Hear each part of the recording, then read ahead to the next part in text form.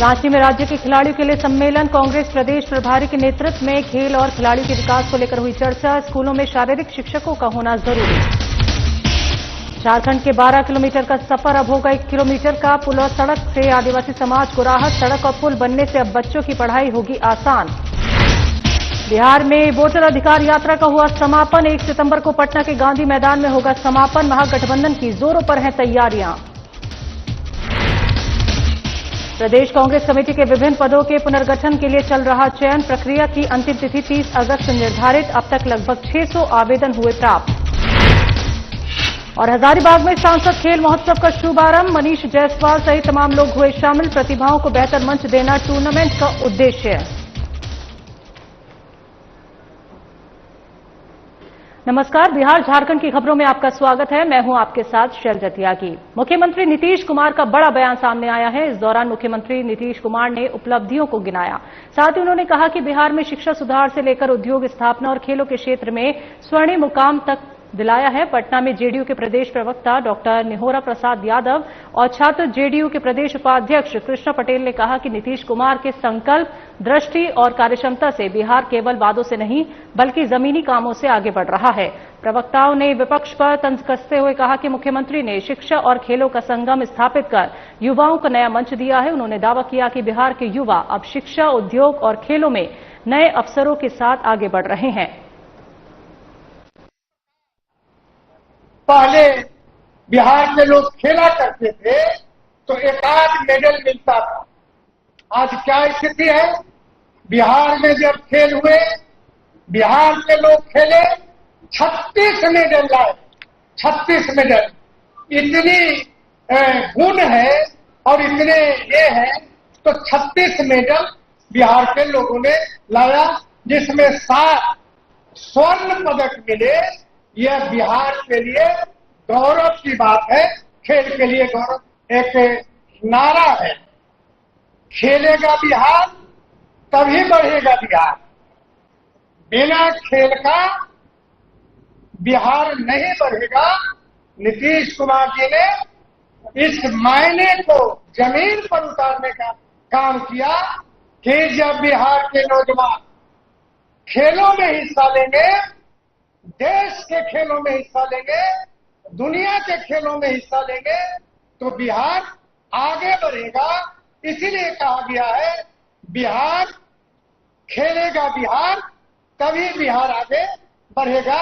इस रास्ते पर बिहार आगे चल चुका है। बिहार आगे बढ़ने के रास्ता पकड़ लिया है। बिहार के मुख्यमंत्री नीतीश कुमार ने पटना सिटी स्थित गुरु गोविंद सिंह सदर अस्पताल का दौरा किया। इस दौरान उन्होंने निर्माणाधीन 100 बेड वाले मॉडल अस्पताल भवन का निरीक्षण किया और कार्यों को जल्द से जल्द पूरा करने के निर्देश दिए। मुख्यमंत्री नीतीश कुमार ने कहा कि मॉडल अस्पताल बनने से क्षेत्र के लोगों को बेहतर और सुलभ इलाज की सुविधा मिल सकेगी। ये पहल राज्य सरकार के स्वास्थ्य सेवाओं को मजबूत करने और आम नागरिकों तक गुणवत्तापूर्ण चिकित्सा उपलब्ध कराने के प्रयासों का हिस्सा है। वहीं नीतीश कुमार के दौरे से अस्पताल प्रशासन को निर्माण कार्य में तेजी लाने के स्पष्ट निर्देश मिले हैं, जिससे उम्मीद है कि मरीजों को जल्दी आधुनिक स्वास्थ्य सुविधाएं मिलेंगी। देखिए कितना अच्छा हुआ, मुख्यमंत्री महोदय खुद आए, देखने खुद आए आपका नया बिल्डिंग। ये बहुत बड़ी बात है। मन समझिए उनके संज्ञान में है ये अस्पताल और वो चाहते हैं जल्दी से जल्दी लोकार्पण हो जाए, लोगों को लाभ मिले। 100 बेड का अस्पताल बन रहा है सारी सुविधाओं के साथ। सारे हम लोग करते रहेंगे सुधार, लगातार सुधार करेंगे। समस्या क्यों होगी? जब उनकी नजर रहेगी तो समस्या क्यों होगी? ऐसे भी आपके यहाँ एक्सरे है ही, अल्ट्रासाउंड है, सीटी स्कैन है ही, व्यवस्था तो है ही। अब और बेहतर ढंग से करेंगे और क्या। हम लोग बहुत खुश हैं, उनके हाथों से उद्घाटन होगा। राजधानी रांची में रविवार को झारखंड स्पोर्ट्स सोसाइटी के तत्वाधान में राज्य के खिलाड़ियों का सम्मेलन आयोजित हुआ। इसमें झारखंड में खेल और खिलाड़ियों के विकास को लेकर विभिन्न मुद्दों पर चर्चा की गई। सम्मेलन में झारखंड कांग्रेस प्रभारी के राजू, प्रदेश कांग्रेस अध्यक्ष केशव महतो, कमलेश, पूर्व अंतर्राष्ट्रीय खिलाड़ी सह आईपीएस सरोजनी, ओलंपियन मनोहर टोपनो, पूर्व भारतीय हॉकी कप्तान सुमराय टेटे, सावित्री पूर्ति आई और साथ ही जेएस सीए अध्यक्ष अजय नाथ शाहदेव समेत कई राष्ट्रीय और अंतर्राष्ट्रीय खिलाड़ी मौजूद रहे।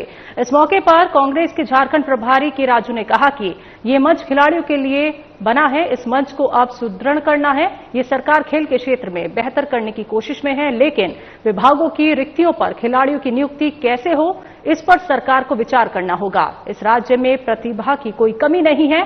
खेल नीति के तहत खिलाड़ियों को सम्मान मिलना चाहिए। सभी स्कूलों में शारीरिक शिक्षकों का होना जरूरी है, झारखंड में नहीं है। इस दिशा में काम करने की जरूरत है। सरकार पर दबाव बनाते हुए खिलाड़ियों को नौकरी दिलाना है। आज झारखंड स्पोर्ट्स सोसाइटी का बहुत बढ़िया प्रोग्राम, झारखंड का जो नेशनल इंटरनेशनल ओलंपिक खिलाड़ियों को सम्मान दिया और उनका बात सुनने का मौका मिला। और झारखंड स्पोर्ट्स सोसाइटी को बहुत एक्सपेक्टेशन है। झारखंड स्टेट में खिलाड़ियों को कैसा मान सम्मान देना, उनको सपोर्ट कैसा देना, उनको एम्प्लॉयमेंट के बारे में क्या करना, ये सभी मुद्दे पर मेरा उम्मीद है हमारा झारखंड स्पोर्ट्स सोसाइटी काम करेंगे।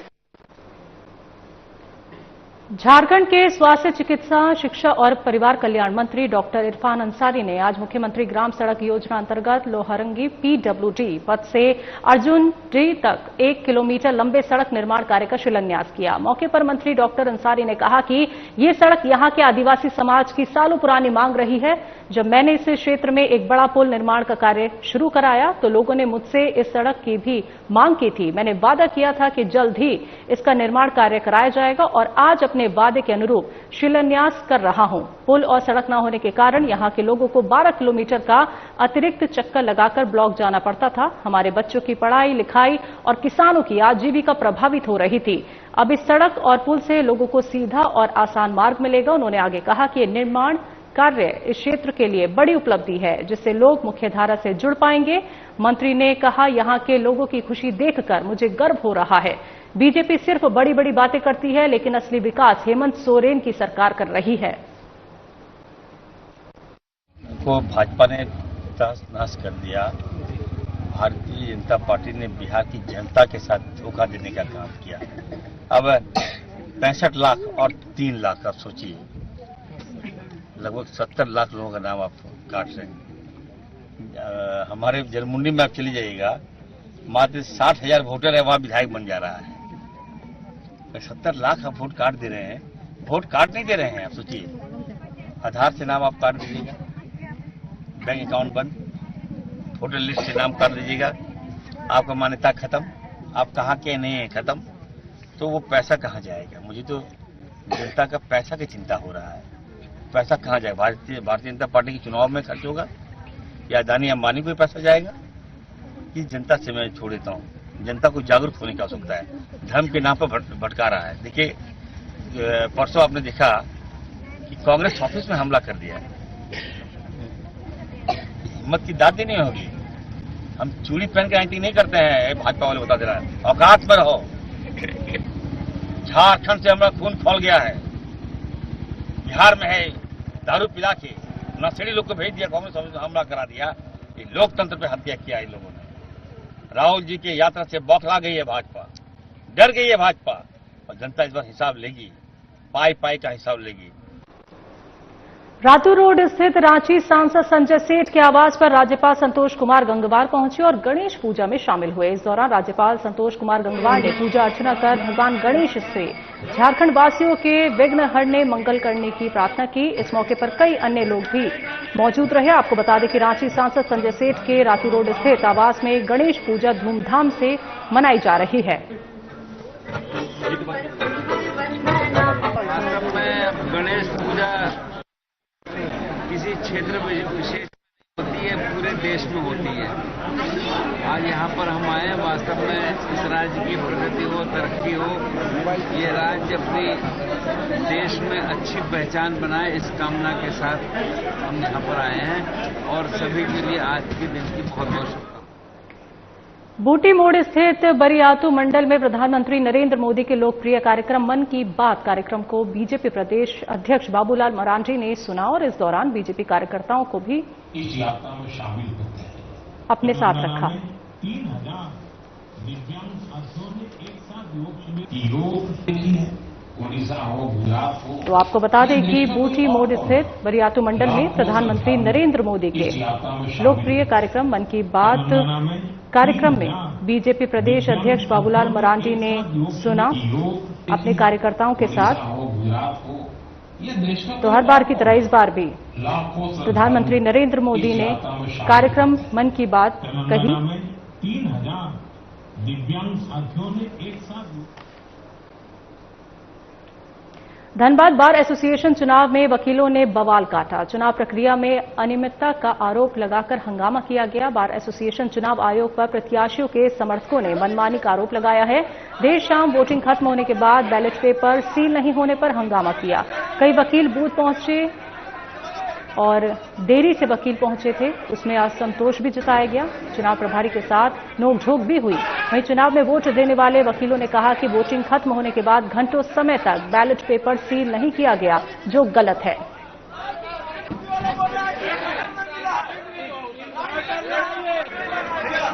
लेट हो रहा है, अभी 1 घंटा हो गया वोटिंग बंद किए हुए, अभी तक जो है सील नहीं हुआ है और जब गांव में रोष है इसका, इस चीज अभिनव जितना जल्दी हो कि जो वोट पड़ा है, जो मत पड़ा है, उसको जितना जल्दी हो सील हो।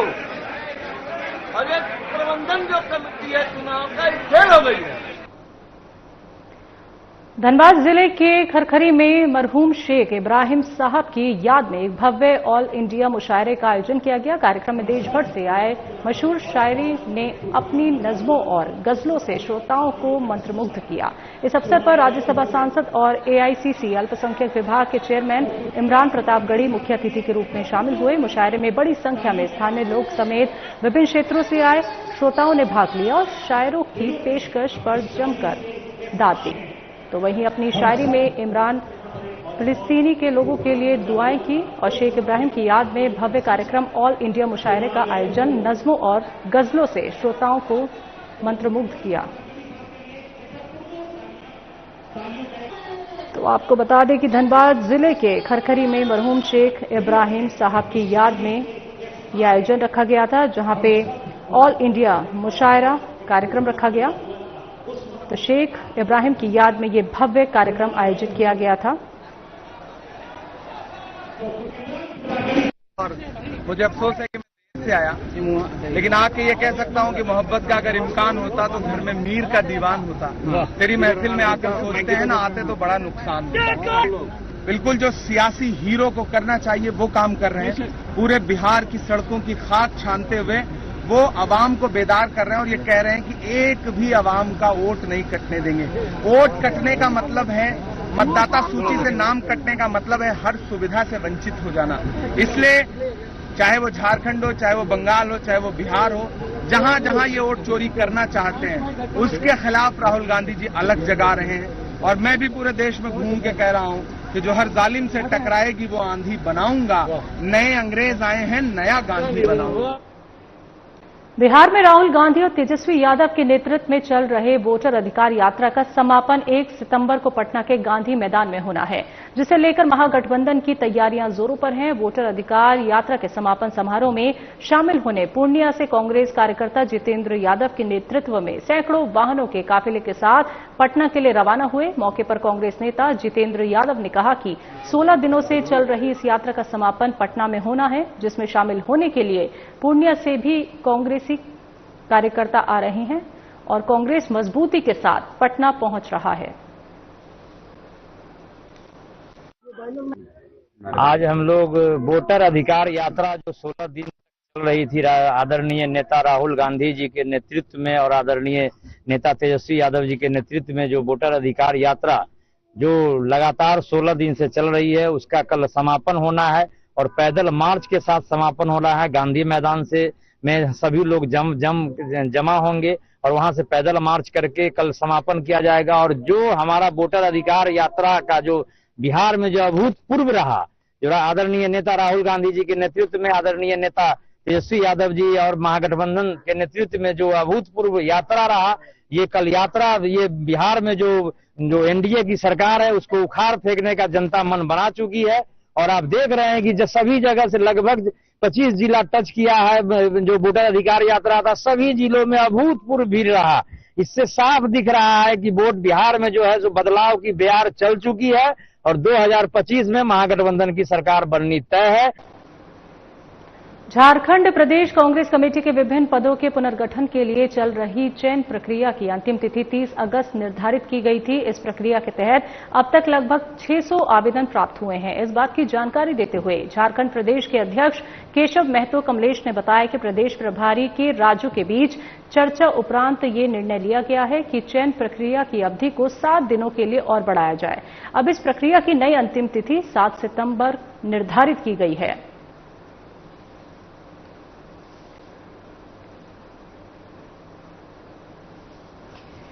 तो आपको बता दें कि झारखंड प्रदेश कांग्रेस कमेटी के विभिन्न पदों के पुनर्गठन के लिए चल रही चयन प्रक्रिया की अंतिम तिथि 30 अगस्त थी, लेकिन अब वो बढ़ा दी गई है 7 दिन के लिए। तो आपको बता दें कि चयन प्रक्रिया की अवधि 7 दिनों के लिए बढ़ाने के साथ साथ अब 7 सितंबर तक निर्धारित की गई है। हम लोगों ने निर्णय लिया कि और एक मौका हमारे कांग्रेस जनों को दिया जाए। अभी तक 661 लोगों ने आवेदन दिया है, उसमें 81 लोग वाइस वर्किंग प्रेसिडेंट के लिए हैं और वाइस प्रेसिडेंट के लिए 61 हैं। तो इस तरह से हम लोग चाहते हैं कि और जिन लोगों को भी जानकारी नहीं है, हम लोग प्रेस विज्ञप्ति के माध्यम से आज सूचना सभी को देंगे कि 1 सप्ताह के अंदर वह जो अप्लाई नहीं किए हैं अभी तक, जिसकी अंतिम तिथि आज थी, वे लोग आवेदन कर सकते हैं ताकि उस सूची में उनका भी नाम जुड़ सके। सर, तो ये कोई भैया सर किस पद के लिए आवेदन मांगा गया है? प्रदेश के लिए वर्किंग प्रेसिडेंट, उपाध्यक्ष, जनरल सेक्रेटरी, सचिव, कार्य समिति, सबके लिए मांगा गया। विश्वविद्यालय वोकेशनल शिक्षक संघ ने अपनी मांगों को लेकर एक महत्वपूर्ण बैठक की। संघ के सदस्यों ने कहा कि लंबे समय से स्थायीकरण की मांग कर रही हैं, लेकिन अब तक सरकार की ओर से कोई ठोस पहल नहीं हुई। शिक्षकों ने बताया कि उच्च शिक्षा विभाग और राज्य भवन में कई बार ज्ञापन सौंपा गया, फिर भी उन्हें कॉन्ट्रैक्ट बेसिस पर ही रखा गया है। उन्होंने कहा कि नियमित शिक्षकों की तरह ही पढ़ाई से लेकर परीक्षा संचालन तक सभी कार्य करते हैं, लेकिन सुविधाओं में भेदभाव झेलना पड़ रहा है। संघ के अनुसार ना तो मेडिकल सुविधा उपलब्ध है और ना छुट्टियां मिलती हैं और ना ही उचित मानदेय दिया जाता है। वहीं सबसे ज्यादा विद्यार्थी वोकेशनल कोर्स में पढ़ रहे हैं और इन्हीं से रोजगार भी पा रहे हैं। इसके बावजूद शिक्षकों की उपेक्षा शिक्षा की गुणवत्ता पर असर डाल रही है। शिक्षकों ने चेतावनी दी है कि यदि उनकी मांगों पर जल्द पहल नहीं हुई तो वो आंदोलन करने के लिए बाध्य होंगे।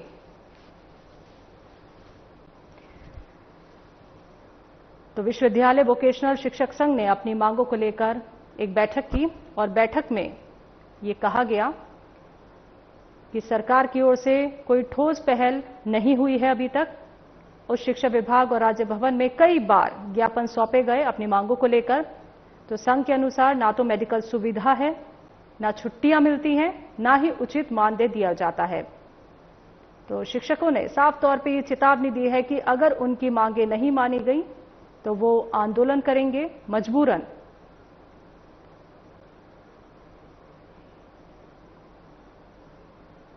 तो शिक्षकों की उपेक्षा शिक्षा की गुणवत्ता पर असर डाल रही है। वहीं बता दें सबसे ज्यादा विद्यार्थी वोकेशनल कोर्स में पढ़ रहे हैं और इन्हीं से रोजगार भी पा रहे हैं और इसके बावजूद भी ये अनदेखी की जा रही है। 31 अगस्त 2025 को झारखंड वोकेशनल टीचर्स एसोसिएशन की बैठक हुई है और इस बैठक में तमाम जितनी भी यूनिवर्सिटीज है झारखंड के सारे प्रोफेसर्स यहाँ आए हुए हैं, सारे कॉन्ट्रैक्चुअल हैं। और ये झारखंड में अगर बोला जाए एजुकेशन के मामले में तो वोकेशनल कोर्सेज में जैसे MBA, BBA, BCA, MCA ये तमाम कोर्सेज आते हैं और आज इन कोर्सेज से ही बच्चों को नौकरी लग रहा है। और जितनी भी कंपनीज है, मल्टीनेशनल कंपनीज और जितनी भी कंपनीज है पूरे हिंदुस्तान में, वहां हमारे बच्चे जाकर के काम कर रहे हैं, बहुत अच्छा सैलरी कमा रहे हैं। और जितनी भी यूनिवर्सिटीज है, अगर इसमें प्लेसमेंट सेल बना हुआ है तो प्लेसमेंट सेल में सबसे ज्यादा हमारे ही बच्चे जा रहे हैं और अपने अपने कॉलेज का नाम ऊंचा कर रहे हैं। सामुदायिक पुलिस पहल के तहत पुलिस अधीक्षक पलामू के निर्देश अनुसार मनातू थाना परिसर के नए भवन के कॉन्फ्रेंस हॉल में 11वीं और 12वीं कक्षा के विद्यार्थियों के लिए निःशुल्क कोचिंग कक्षा की शुरुआत की गई। इस कक्षा में गणित और रसायन विज्ञान विषयों की पढ़ाई कराई जाएगी। कार्यक्रम का उद्घाटन थाना प्रभारी मनातू ने फीता काटकर किया। इस अवसर पर थाना के पदाधिकारी, स्थानीय समाज सेवी, स्थानीय मीडिया कर्मी और बड़ी संख्या में छात्र छात्राएं उपस्थित रहे। उद्घाटन के उपरांत छात्रों को रसायन विज्ञान की पहली कक्षा दी गई। वर्तमान में ये कोचिंग प्रत्येक रविवार को आयोजित की जाएगी। हालांकि विद्यार्थियों ने आग्रह किया है कि इसे प्रतिदिन चलाया जाए ताकि वो स्कूल जाने से पूर्व भी इसका लाभ उठा सके। इस पहल का उद्देश्य नक्सल प्रभावित क्षेत्र के बच्चों को गुणवत्तापूर्ण शिक्षा उपलब्ध कराना है, उनके व्यक्तित्व विकास में सहयोग देना और उन्हें आत्मनिर्भर बनाना है। तो पलामू में निःशुल्क कोचिंग कक्षा की शुरुआत हुई है। बड़ी संख्या में छात्र छात्राएं यहां उपस्थित रहे और साथ ही आपको बता दें कि इस पहल का उद्देश्य सिर्फ और सिर्फ नक्सल प्रभावित क्षेत्र के बच्चों को गुणवत्तापूर्ण शिक्षा उपलब्ध कराना है, उनके व्यक्तित्व विकास में सहयोग देना, उनको आत्मनिर्भर बनाना है, जिसके लिए ये पहल की गई। तो निःशुल्क कोचिंग कक्षा की शुरुआत हुई है।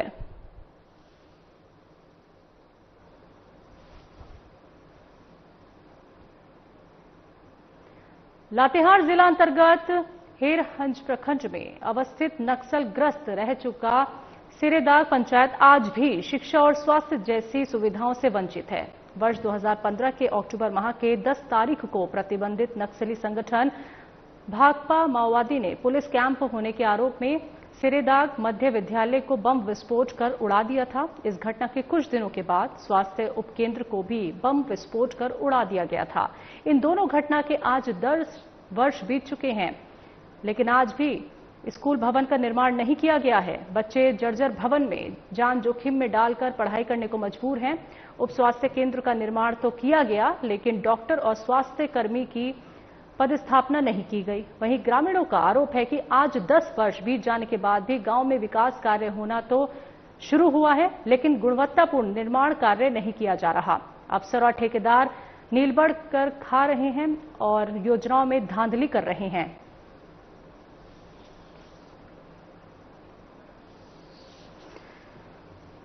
तो लातेहार जिला अंतर्गत हेरहंज प्रखंड में अवस्थित नक्सलग्रस्त रह चुका सेरेदाग पंचायत की ये पूरी बात हम बता रहे हैं आपको, जहां पे आज भी बच्चे ऐसे स्कूलों में जाने को मजबूर हैं जिनकी हालत बिल्कुल जर्जर है। 10 वर्ष बीत जाने के बाद भी स्कूल भवन का निर्माण नहीं किया गया है। तो उप स्वास्थ्य केंद्र का निर्माण तो किया गया, लेकिन डॉक्टर और स्वास्थ्य कर्मी की पदस्थापना अभी तक नहीं हुई है।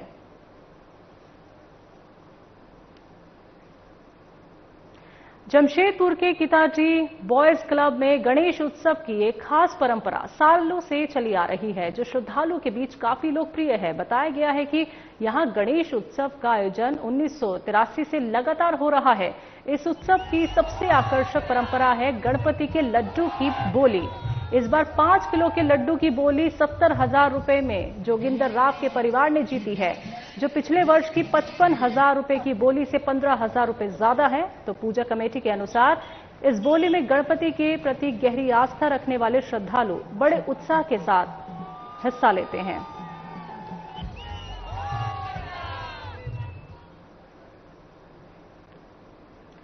सांसद खेल महोत्सव 2025 के तहत नमो फुटबॉल टूर्नामेंट का 13वें चरण का औरैया फुटबॉल ग्राउंड में शुभारंभ हुआ, जिसमें बतौर मुख्य अतिथि के रूप में हजारीबाग लोकसभा के सांसद मनीष जायसवाल सहित अन्य लोग शामिल हुए। हजारीबाग रिटायर्ड 11 बनाम औरैया रिटायर्ड 11 के बीच शुभारंभ मैच खेला गया और मौके पर हजारीबाग लोकसभा के सांसद मनीष जायसवाल ने कहा कि ये राज्य का सबसे बड़ा फुटबॉल टूर्नामेंट बन चुका है। इस टूर्नामेंट का उद्देश्य ग्रामीण प्रतिभाओं को बेहतर मंच प्रदान करना है।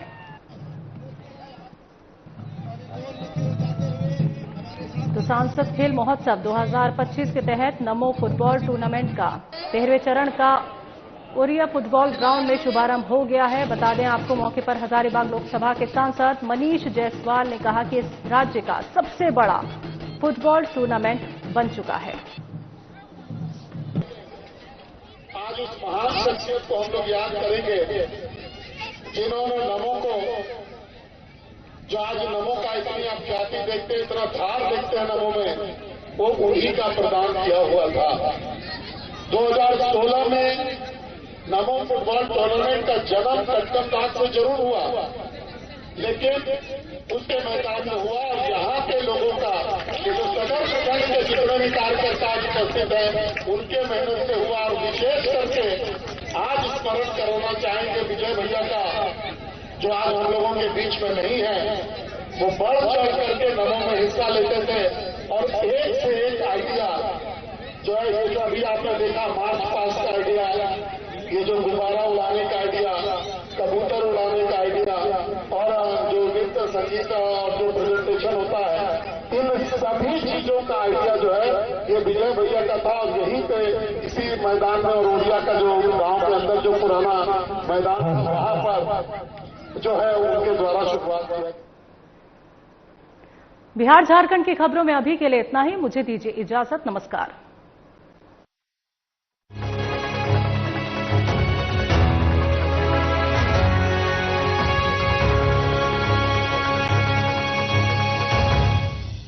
क्या आप जिम जाते हैं, कसरत करते हैं, फिर भी